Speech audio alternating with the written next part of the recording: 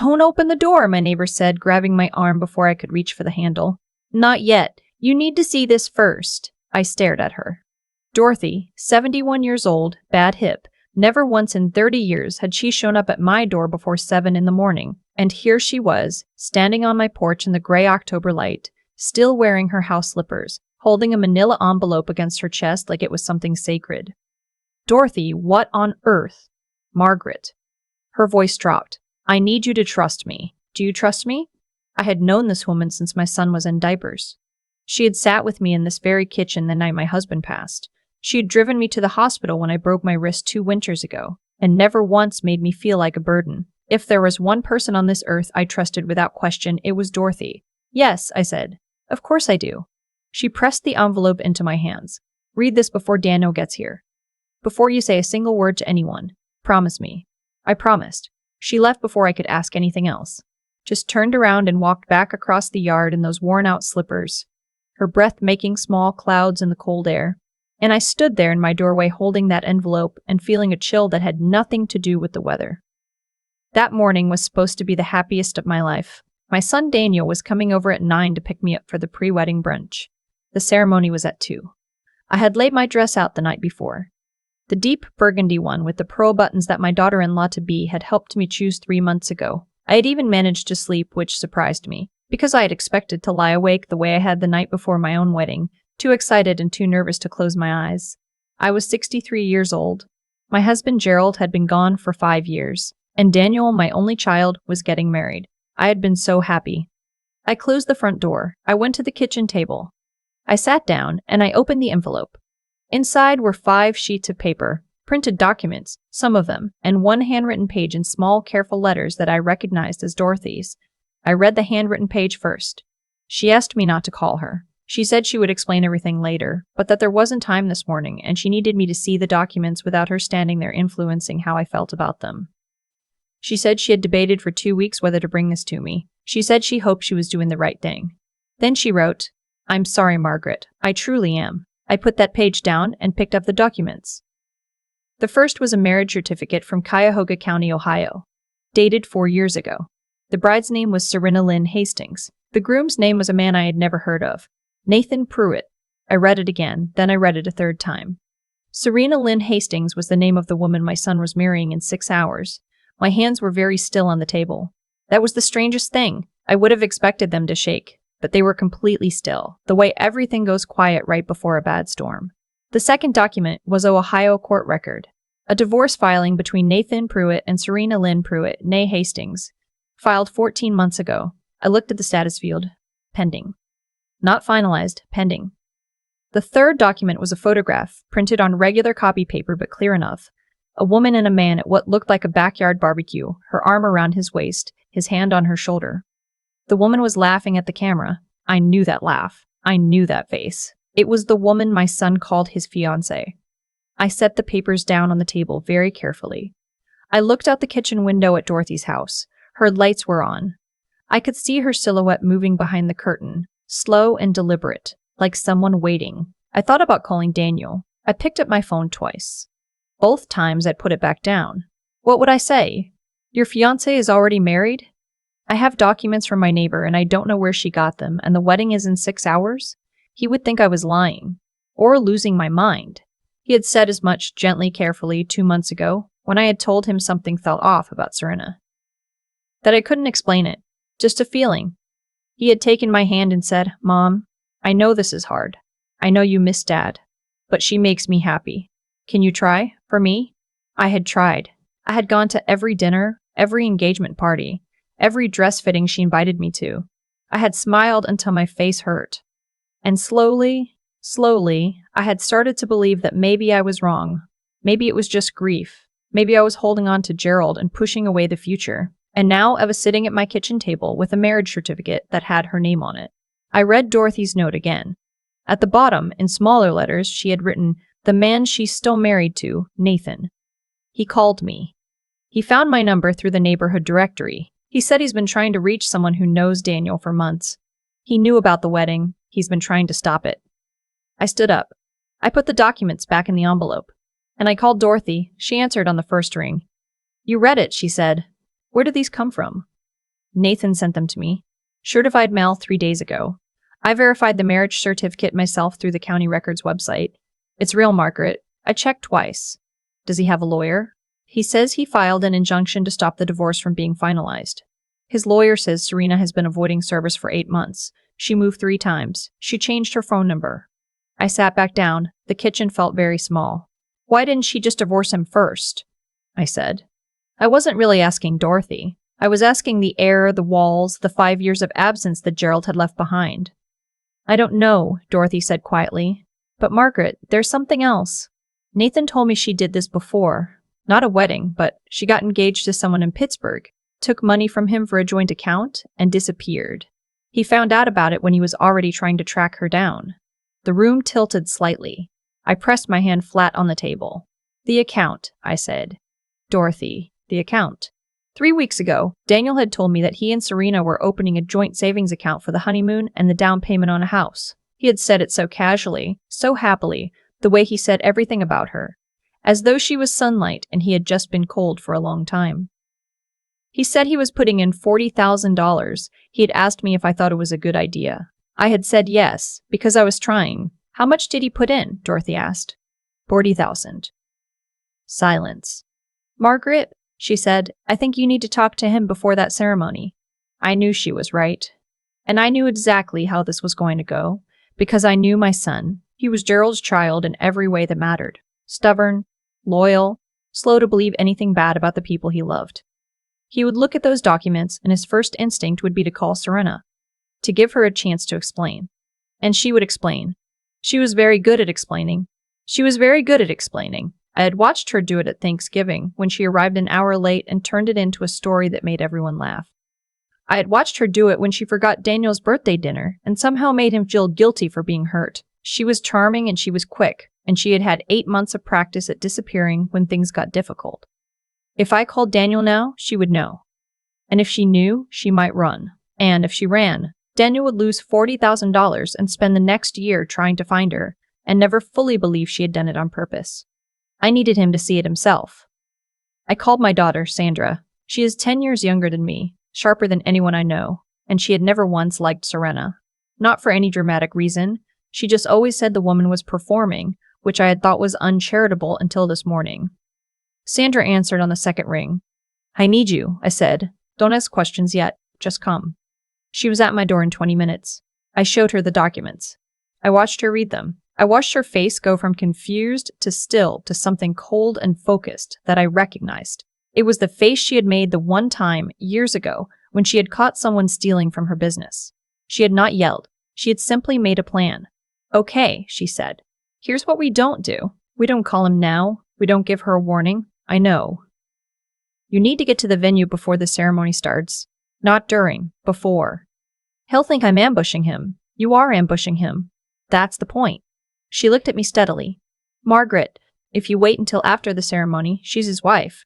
In Ohio, depending on how the courts rule on the first marriage, that could be a mess that takes years to untangle. He needs to know before he says I do. She was right. I knew she was right.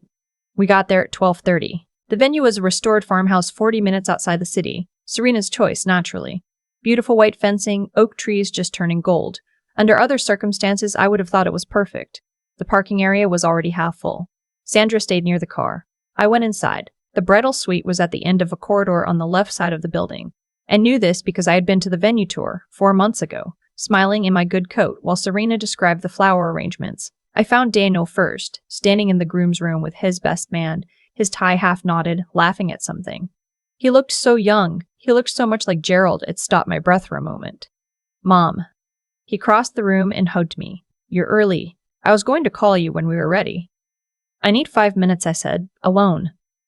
His best man read the room and excused himself. Daniel looked at me with that careful patience he'd been practicing for months. Mom, Daniel, please just sit down and look at what I have. I put the envelope on the small table in front of him. He looked at it. He looked at me, and then, because he was his father's son, he opened it. I watched him read. The first page took him about 30 seconds. He frowned. Turned to the second page. His jaw tightened. Third page, the divorce filing, the pending status, and I saw it happen. The moment it became real. His hands changed first. The way they'd held the papers loosely, easily, shifted to something gripped and white-knuckled. "This isn't," he started. "I verified it," I said. "Dorothy verified it independently. The county records are public. There has to be an explanation." "Daniel." "She would have told me her divorce is not finalized." I kept my voice even. I had practiced this in the car, the way to say it without sounding like I had been waiting for this moment. Because I hadn't. I would have given anything for this not to be true. "She is legally married to Nathan Pruitt. The filing has been pending for over a year. She has been avoiding service." He was very quiet. "There's more," I said. And I told him about the Pittsburgh situation, the engagement, the joint account, the disappearance. I told him about the $40,000. I watched his face as he put it together, not all at once, the way it had happened for me, but piece by piece, each one landing like something dropped from a height. When I finished, he sat there for a long moment, and then he said, very quietly, "She asked me last week to transfer the full amount into the joint account. I did it Monday." We sat in silence. "I want to talk to her," he said. "I know. I need to hear it from her." "I know that too." He went. I waited. I did not follow him because he needed to do that part alone. I understood that even then, even with every instinct I had screaming to stay close. He was gone for 17 minutes. I know because I sat in that small room and watched the clock on the wall and counted every one of them. When he came back, his face was different. It was not the face of a man who had been given a reasonable explanation. It was the face of a man who had asked a question and watched someone reach for a story that didn't hold together. "She said Nathan was abusive," he said. "She said she didn't tell me because she was ashamed and scared. She said the divorce is almost done, just paperwork." "And the Pittsburgh man?" He looked at his hands. "She said she doesn't know what I'm talking about." I waited. "The joint account," he said. "I asked her about the joint account," he said. "I asked her about the joint account. She said she'd been planning to tell me that she needed to use some of it for vendor deposits. Deposits she'd already made." He paused. "She couldn't name a single vendor. The ceremony was supposed to start in 40 minutes. The guests were arriving. I could hear the sound of car doors and voices, and the distant notes of whatever music the sound system was testing in the main hall. Daniel sat down next to me. Not across from me, the way he had before. Next to me. "What do I do?" he said. I put my hand over his. "Whatever you decide, I am with you." "Mom." His voice broke, just slightly, around the edges. "What would Dad do?" I thought about Gerald. I thought about his particular stillness when something mattered. The way he would go very quiet and look at a problem from every angle before he spoke. I thought about the advice he had given Daniel on the way to his first day of high school, which I had only heard about secondhand, years later. "Don't let anybody make you feel stupid for seeing clearly. Your father," I said carefully, "would say that a person who loves you doesn't ask you to stop seeing clearly." Daniel was quiet for a long time. Then he stood up. He straightened his jacket. He looked at me with those eyes that were Gerald's eyes, that same dark, steady brown. "Will you come with me?" he said. We went together to find the wedding coordinator. Then we found the venue manager. Sander met us in the hallway with the composure of someone who had been ready for this outcome and had already quietly identified where the exits were. The guests were told there had been a family emergency, that the ceremony would not be taking place today. The coordinator, to her enormous credit, was calm and efficient, and managed the room with the practiced grace of someone who had seen harder things than a cancelled wedding. Serena left before the announcement was made. I did not see her go. Daniel told me later that when he went back to the bridal suite to speak with her one more time, she was already gone, along with her bag and her car keys. The wedding dress was hanging on the back of the door. The joint account had already been emptied. $40,000 transferred out sometime between 10 that morning and 1 that afternoon. Daniel called the bank that evening. He called the police the following morning. I sat with him at the kitchen table, the same table where I had opened Dorothy's envelope 12 hours earlier, and I held his hand while he talked to the detective, and I did not say anything, because there was nothing to say that would make it hurt less. What I knew and did not say then, but have said many times since, is this: that money was replaceable. What Nathan Pruitt told the detective over the following weeks, about the patterns Serena had built across 3 states over 6 years, made very clear that the harm she had done to other people was not always recoverable. There was a man in Cleveland who had lost his house. There was a woman in Pittsburgh who had taken out a personal loan to cover what disappeared from her account. Daniel was $40,000 poorer than he had been that morning. He was also sitting at my kitchen table, instead of a hotel room somewhere, beginning a marriage to someone who had never intended to keep it. I will take that. Serena was located in Pennsylvania 11 days later. She was charged with fraud, theft, and bigamy. Nathan Pruitt's attorney called Daniel to say that the legal situation was complicated, but that the original marriage had never been valid under Ohio law because Serena had used a false address on the application, which created its own set of problems, but meant that Daniel had never technically been party to any legal proceeding at all. Daniel moved through the next months the way you move through grief, because that is what it was. He had loved her. That part was real, even if nothing on her side had been.